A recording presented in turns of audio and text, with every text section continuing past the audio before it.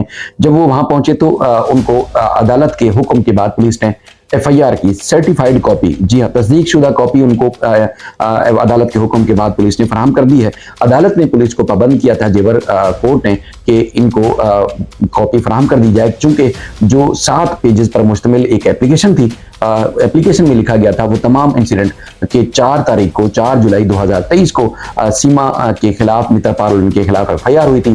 3 दिन के बाद जमानत हो जाती है और उसके बाद फिर बच्चों के जो पासपोर्ट है उसके अंदर भी फादर का नाम लिख रहे हो, नहीं आएगी। अगर आएगी तो अगर बच्चों को खरोच आई, बच्चों का बाल भी थोड़ा सा इधर से उधर हुआ, अगर कंघी भी टेढ़ी कर दी ना तो फौरन एफआईआर करा दूंगा। टेंशन लेने की जरूरत नहीं है कि ये आपने मोमिन मलिक को हार किया है। मैं नाउजुबिल्ला, मैं कोई बड़ा बोल नहीं चाहता हूँ, आपने मोमिन मलिक को हार किया है। ऐसा नहीं है कि मैं कोई ऐसा ही लायर उठा के जाऊंगा जी आपने मुझे वकील कर लिया और मैं कस्टडी केस फाइल कर दूंगा जनाब। तो जी हाँ दोस्तों, गुलाम हैदर के जो भारत में वकील है एडवोकेट मेमन मलिक साहब, उनको पुलिस की तरफ से एक बहुत बड़ी कामयाबी मिल चुकी है। जी हाँ, ये बहुत बड़ी खुशी की खबर निकलकर सामने आ रही है कि गुलाम हैदर को भारत में भी एक बहुत बड़ी कामयाबी मिल चुकी है। इस वीडियो के अंदर आप लोगों के साथ बहुत बड़ी अपडेट शेयर करने वाले और एक वीडियो भी आप लोगों को दिखाएंगे। तो वीडियो दिखाने से पहले आपसे रिक्वेस्ट करना चाहेंगे, प्लीज़ इस वीडियो को ज़रूर लास्ट तक देखिए और जितना हो सके इस वीडियो को ज़्यादा से ज़्यादा शेयर कीजिए। तो दोस्तों, इससे पहले आप लोगों को हमने बताया था कि एडवोकेट मेमन मलिक साहब जो है रघुपुरा के पुलिस स्टेशन पहुंचे थे। वहां पर जाकर उन्होंने अपडेट हासिल करनी थी, लेकिन वहां से कोई भी उनको रिस्पांस नहीं मिला।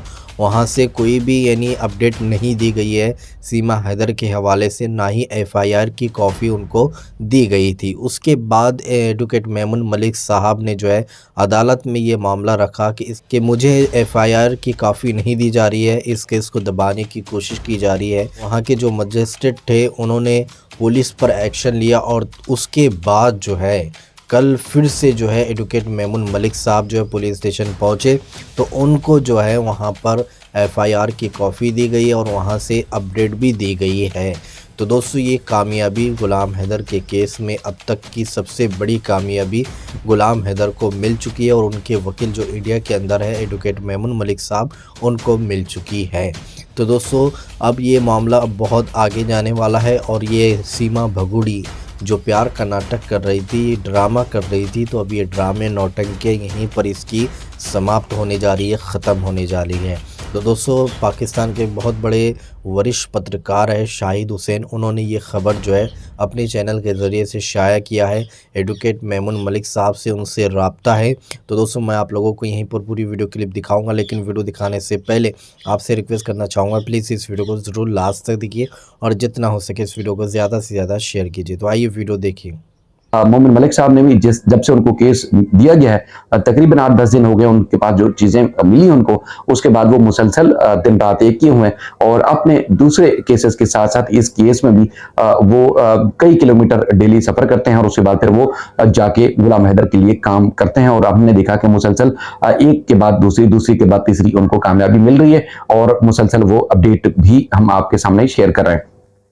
रघुपुरा पुलिस से मोहन मलिक साहब पहुंचे। उन्होंने कल बताया था कि जब वहां पहुंचे थे तो पुलिस से उन्होंने कहा कि उनको डॉक्यूमेंट चाहिए। उनको एफआईआर नंबर 159 2023 चाहिए, लेकिन पुलिस ने उनको देने से इनकार किया। उन्होंने चार्जशीट देने के हवाले से भी कोई पेशरफ्त नहीं की। जिस तरह आपको बताया गया कि 2 थानों की पुलिस इस मामले में इन्वेस्टिगेशन कर रही है, लेकिन 7 महीने बल्कि लगभग 8 महीने गुजर जाने के बावजूद international case, highly reported case जो कि मीडिया और सोशल मीडिया पे रिपोर्ट हो रहा है, मेरा नहीं ख्याल कि कोई और केस तारीख में इस तरह रिपोर्ट हुआ हो या शायद आने वाले दिनों में रिपोर्ट हो, वो केस जिसमें पुलिस और एटीएस ने और वहां की जो रेलिवेंट डिपार्टमेंट है उन्होंने गफलत और लापरवाही की आला मिसाल कायम की। और आपने देखा कि जब से मोमिन मलिक साहब इस केस में आए तो उन्होंने फिर उनको झंझोड़ा और वो झंझोड़ने के बाद जब देखा कि वहां से कामयाबी नहीं मिली तो उसके बाद फिर उन्होंने अदालत से रजू किया।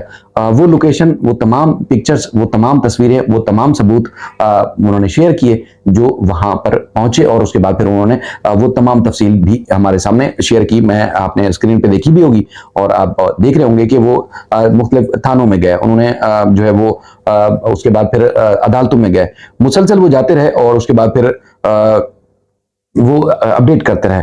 लेकिन चूंकि बहुत सारे लोगों की आदत होती है कि वक्त से पहले वो अपडेट करते हैं, लेकिन उन्होंने काम होने के बाद अपने क्लाइंट को बाखबर रखने के लिए, उसको अपडेट देने के लिए, उसको बाखबर रखने के लिए उन्होंने इतला दी कि ये कुछ हो गया है, ये कुछ होने वाला है, ये हो गया, मैं यहाँ पहुंचा हूं, मैं यहाँ पहुंचा हूं। क्योंकि अगर ये गुलाम हैदर इंडिया में होते तो यकीनी तौर पर वो अपने वकील के साथ उसी तरह सफर कर रहे होते, या जब हम यहाँ देखते हैं कि वो क्लाइंट जो है अपने वकील के साथ जद्दोजहद में साथ होते जब उनको कहीं इंसाफ लेना होता है।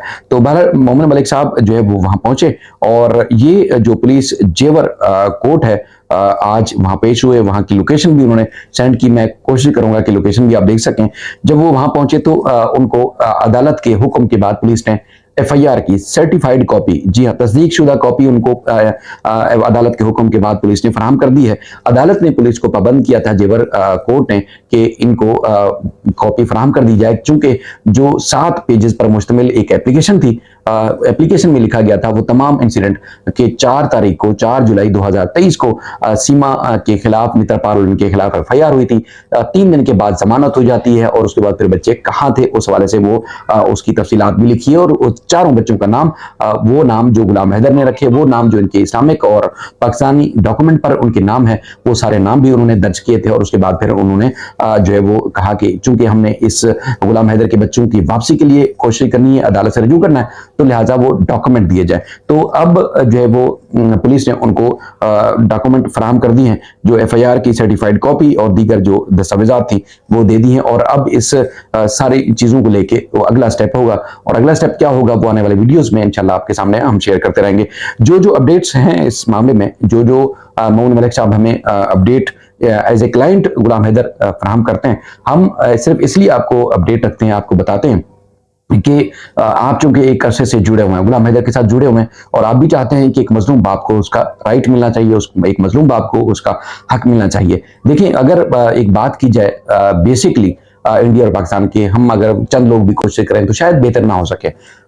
दुश्मनी है नहीं है पाकिस्तान और इंडिया की, शायद लंबे अरसे तक चले ना चले, हालात बेहतर हो ना हो, किसका धर्म क्या है किसका नहीं है, हम उस सारी मामले में उन सारी बातों में नहीं पड़ते। और सिर्फ जेन्युइन बात यह है कि एक मासूम बाप के, गुलाम हैदर के बच्चे, एक औरत, उसकी जो बीवी थी, वो आज तक जो गुलाम हैदर के निकाह में मौजूद है, वो साथ ले गई। इसी वजह से, इसी तमाम चीजों को देखते हुए हम सब, आप सब मिलके आवाज उठाते हैं और आप चाहते हैं कि गुलाम हैदर का हक उसको मिलना चाहिए। एपी सिंह साहब का एक इंटरव्यू हमने देखा, आप मेरे YouTube चैनल पे जरूर देखिएगा अगर आपकी नजर से ना गुजरा हो।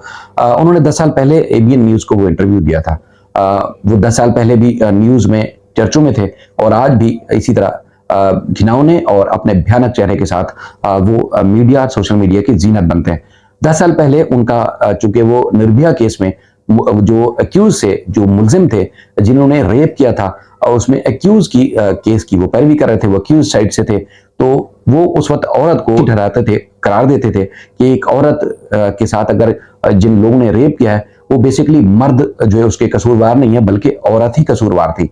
और उसके बाद फिर वो कहते हैं अपने उस इंटरव्यू में कि अगर उनकी बेटी या उनकी बहन भी अगर इस क्राइम में हो या इस तरह की चीज में मुलविस हो, तो पेट्रोल छिड़क कर वो आग लगा देंगे। एक कानून का रखवाला, एक कानून दान, एक डॉक्टर और एक माहिर कानून जिसने आइन की असिस्टेंस फराहम करनी होती है अदालत को, और वो कानून से बालातर होकर उस वक्त अपने स्टेटमेंट में बता रहा है कि जिन उसकी बेटी को भी वो आग लगा देगा और वो अपनी बहन को भी आग लगा देगा, क्योंकि जो रेप का, या आप ये कह सकते हैं कि जिस तरह खवातीन के साथ जो इंसिडेंट होते हैं, उसका जिम्मेदार वो औरत को करार देता है। इसलिए वो कहता है जी मैं एफआईआर भी नहीं कटाऊंगा, मैं खुद जिम्मेदार हूं, मेरी ये प्राइवेसी है। लेकिन 10 साल के बाद सीमा उसके बाद पहुंचती है तो एकदम उसके विचार तब्दील हो जाते हैं। न सिर्फ तब्दील होते हैं बल्कि वो अपनी एक घिनौनी शक्ल लेके वो दुनिया को मजीद गुमराह करने की कोशिश करता है। तो ये वो अहम तरीन इंटरव्यू है। शायद उसको अकल है, शायद उसके जो दिमाग पे ताले पड़े हुए हैं उसको पता चले। शायद चूंकि एक आप कह सकते हैं कि उनके मुंह पे एक तमाचा है, वो उनका अपना इंटरव्यू, कि एक वकील जिसका स्टांस कुछ अर्सा पहले कुछ और था, खवातीन में, औरतों के बारे में, लड़कियों के बारे में, इवन कि अपनी बहन बेटी के बारे में, जिसमें एंकर उसको बार बार शर्म दिलाने की भी कोशिश कर रहे हैं, और उसके बाद फिर सीमा के मामले में उनका स्टांस एकदम तब्दील हो जाता है। क्या ये भयानक चेहरा रोज रोज अपने